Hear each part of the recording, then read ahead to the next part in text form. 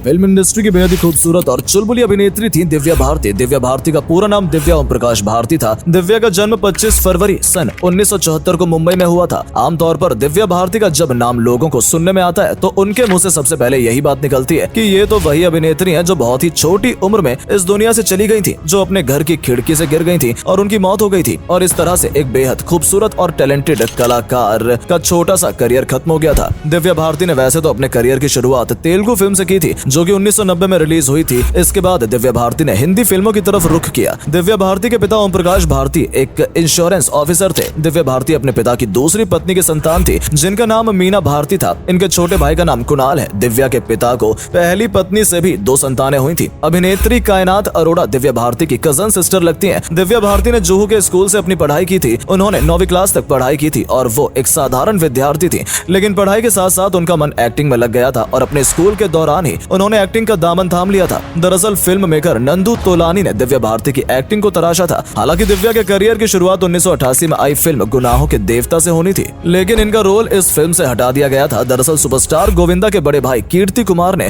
एक video library में दिव्या को देखा था और उन्होंने उन्हें देखते ही मन बना लिया था कि फिल्म राधा का संगम में गोविंदा के साथ दिव्या भारती को ही बेहतर बतौर हीरोइन लिया जाएगा। लेकिन इसे किस्मत ही कहा जाएगा कि दिव्या भारती को इस फिल्म के लिए साइन तो किया गया था, लेकिन एंड मोमेंट पर जूही चावला आ गई और दिव्या भारती को बाहर का रास्ता दिखा दिया गया। दिव्या के साथ ऐसा एक बार नहीं बल्कि कई बार हुआ, जब ऐसे बहुत से मौके आए जब उन्हें फिल्म के लिए साइन तो किया गया था, लेकिन एंड टाइम पर किसी और को लेकर फिल्म बना दी गई और दिव्या को फिल्म से बाहर कर दिया गया। इस तरह से दिव्या भारती का करियर आगे बढ़ ही नहीं पाया और एक ही जगह रुका रहा। लेकिन जब डी रामा नायडू की नजर दिव्या भारती तक पहुंची तो उन्होंने दिव्या को ब्रेक देने के बारे में सोचा और अपनी तेलुगु फिल्म बोबली राजा में दुग्गुपति वेंकटेश के अपोजिट फाइनल किया। ये फिल्म दिव्या भारती ने साइन भी की, शूटिंग भी की और ये फिल्म रिलीज भी हुई और इस फिल्म ने आते ही सफलता के झंडे गाड़ दिए। ये फिल्म जबरदस्त हिट साबित हुई और फिर एक तमिल फिल्म में भी दिव्या को काम करने का मौका मिला, जिस फिल्म का नाम नीला पन्ने था, जिसके हीरो थे आनंद। तेलुगु सिनेमा में दिव्या भारती ने धूम मचा दी थी, चाहे राउडी अल्लूडू रही हो या फिर असेंबली राउडी, जिसमें चिरंजीवी और मोहन बाबू के साथ दिव्या भारती ने काम किया था।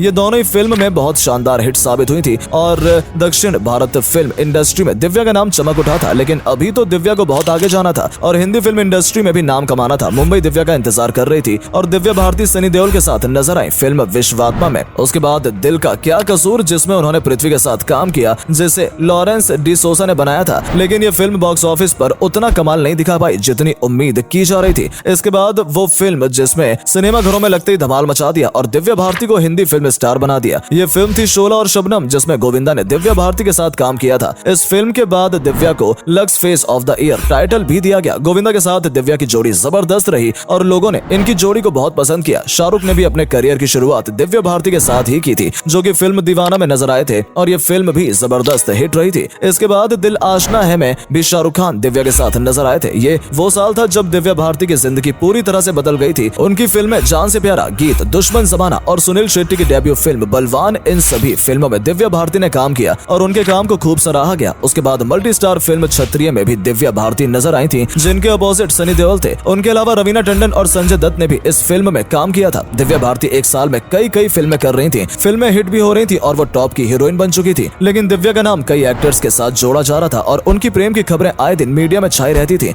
लेकिन दिव्या उस समय एक टीनेजर ही थी, क्योंकि उन्होंने बहुत ही छोटी सी उम्र में काम करना शुरू कर दिया था और सारी अफवाहों के पीछे छोड़ते हुए दिव्या भारती आखिरकार 10 मई 1999 को शादी के बंधन में बंध गई। दिव्या भारती ने मशहूर फिल्म निर्माता साजिद नाडियाडवाला के साथ शादी कर ली। जब दिव्या भारती की शादी हुई तब उनकी उम्र सिर्फ 18 साल थी। दिव्या भारती और साजिद की मुलाकात फिल्म सिटी में हुई थी, जब साजिद शोला और शबनम के सेट पर गोविंदा से मिलने आए थे। वहां उनकी नजर दिव्या पर पड़ी और उन्हें देखते ही दिव्या को पसंद कर लिया। लेकिन साजिद और दिव्या ने अपनी शादी को दुनिया के सामने जाहिर नहीं होने दिया था और शादी के कुछ वक्त बाद तक इन्होंने इस राज को छुपा कर रखा। दिव्या इस वक्त अपने करियर के पीक पॉइंट पर थी, जहां उनकी लगभग सभी फिल्में हिट हो रही थी। अपनी खूबसूरती और एक्टिंग के चलते दिव्या इंडस्ट्री में जगह बना चुकी थी और सिर्फ 2 साल में उन्होंने कई अच्छी फिल्में की और कई अच्छे कलाकारों और डायरेक्टर के साथ काम भी किया। लेकिन दिव्या ने बहुत ही कम उम्र में शादी कर ली थी और जब उनकी शादी की खबरें इंडस्ट्री में आई तो सभी लोग चौंक गए, क्योंकि किसी को भी उम्मीद नहीं थी कि दिव्या अपने करियर के इतने हाई टाइम पर शादी करेंगी। दिव्या और साजिद की शादी को ज्यादा समय नहीं हुआ था और 5 अप्रैल 1993 को रात 11:45 पर दिव्या भारती अपने घर की किचन की खिड़की से नीचे गिर गई और उनकी मौत हो गई। सिर्फ 19 साल की उम्र में दिव्या भारती ने इस दुनिया को अलविदा कह दिया। मुंबई शहर के वर्सोवा इलाके की तुलसी बिल्डिंग में दिव्या भारती रहती थी। 5 20वीं मंजिल पर उनका घर था और अपने घर की खिड़की से गिरकर उन्होंने दम तोड़ दिया। अचानक से उनकी मौत की खबर सुनकर पूरी फिल्म इंडस्ट्री सकते में आ गई।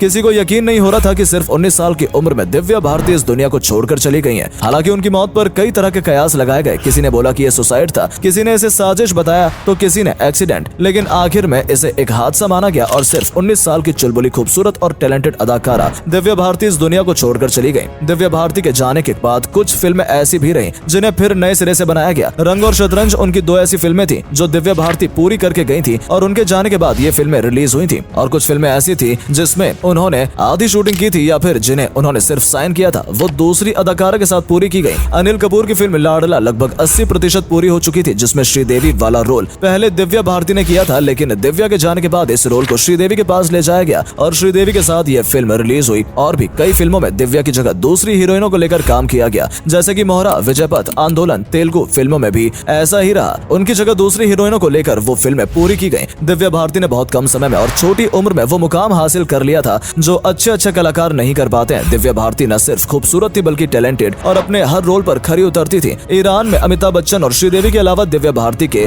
पोर्ट्रेट्स भी देखने को मिलते हैं और इन्हें ईरान में ब्यूटी क्वीन के नाम से भी जाना जाता है। दिव्या भारती फिल्म इंडस्ट्री की एक ऐसी अभिनेत्री थी जिनमें जाने के बाद इंडस्ट्री में एक अजीब सी खामोशी छा गई थी। भारतीय सिनेमा भी दिव्या भारती को और उनके छोटे से लेकिन प्रभावशाली फिल्मी करियर को कभी नहीं भुला पाएगा।